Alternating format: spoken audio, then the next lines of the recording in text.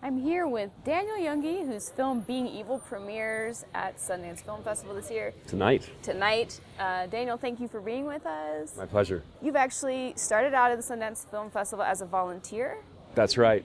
Yeah, I know this street all too well. I was a print runner. Back in the days, we actually had, the films were on prints. So I carried prints from theater to theater. And so it's an honor to be back here and have my film carried around, although it's not prints anymore. Yeah, how does it feel to be back with the film in the festival? Did you ever think you'd reach this point? Well, did I ever think I would reach this point? Yes. I mean, I've applied 10 films here, and the stars have never quite aligned, and now they have. So this is, I've been really fortunate, and I mean, I won an Oscar, but this for me is the ultimate. I'm just utterly thrilled to be here. Well, it's fantastic. Congratulations. Thank you. Let me ask you about Being Evil, about the infamous Evel Knievel. How did you start? Like, what ideas did you have about the strategies? What kind of film you wanted to tell? Especially considering this is a story about something that happens in the past with the main character that's not even around anymore. So how does the whole brainstorming and pre-production? In many ways, this film's been in my mind for over 30 years. I mean, he was a childhood hero of mine, and yet as I grew older, I also knew, I started learning how complicated the man was, and how my childhood hero was, you know, at times less than heroic, and trying to reconcile those two images. That's the intent of the film. It is entirely past tense, but our effort in the film is to try to make it feel like a present tense story. You know, in some ways, Senno was influential, most recently, just because that film feels like such a ride. And we also wanted to try to do something new here, and so we shot no less than 60 interviews, all on green screen with 4 cameras, and are digitally compositing everybody into a single space where we're projecting the life of Evel behind them. And so, coming from a verite documentary background, this has been a real technical challenge, and hopefully looks like a film, looks different than any other doc that's been made, we hope.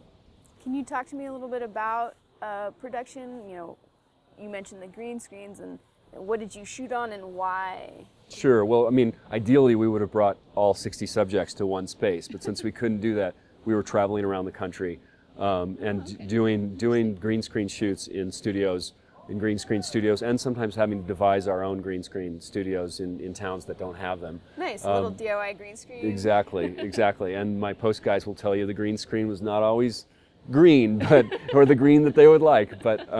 So we had a 4-camera setup, and we also needed, you know, decent color space, good resolution, and so we chose the Blackmagic camera because for the price, you know, to buy 4 cameras for the production, we couldn't beat that for the quality that we got from that camera, and also the fact that it shoots, you know, we were shooting direct to ProRes, so it kind of helped our workflow in Premiere and After Effects, and then ultimately, you know, throughout the post process.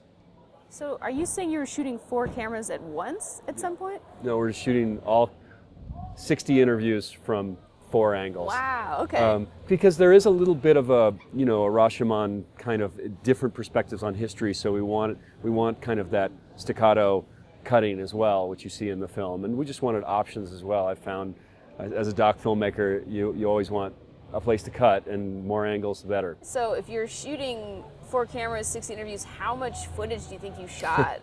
A lot. I'm usually really aware of how many hours we're shooting. As a verite filmmaker, that really affects post. I didn't on this film because we were working more from transcripts, but I mean, 60 interviews at 2 hours a pop times 4 cameras, that's a lot of footage.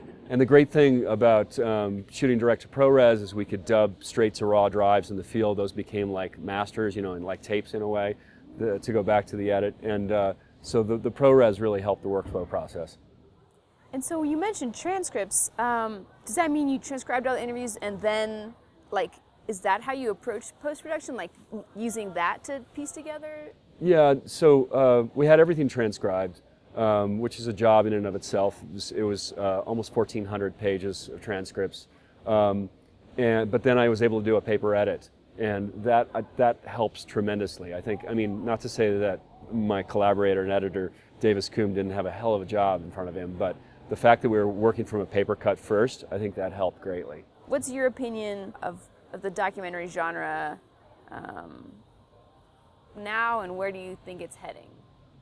I mean, a lot of people have talked about this being a golden age of documentary, and I have to agree. And obviously, some of that has to do with audiences and the fact that more and more people are interested in nonfiction storytelling. But I really think that the storytelling has evolved. And you know, I look at you know, a film like The Imposter was that I was really impressed with that film. Not just the storytelling, but the stylistic leaps. And I think, you know, a lot of the films coming out of Denmark right now, there's people taking stylistic and storytelling risks with the genre, and we're not necessarily bound to a traditional verite aesthetic. So I think that's affecting documentary right now too, and I think that's one of the reasons, you know, documentary is so exciting right now, and I'm happy to be part of that. What would be your advice to other filmmakers who are maybe starting out more so in their careers? When young filmmakers ask me for advice on becoming a filmmaker, especially a doc filmmaker, I say don't wait for anyone to say yes, because invariably they won't. You have to pick up a camera and start making your films. That's what I did. You'll make mistakes. I did. I still do. And you'll learn from those mistakes. I think a lot of people put up these self-imposed barriers, like I need this certain team, you know, collaborator. I need this amount of money. I need this amount of access. I mean, obviously access helps with documentaries, but go out, find a story, start shooting. That's all you can do to become a filmmaker.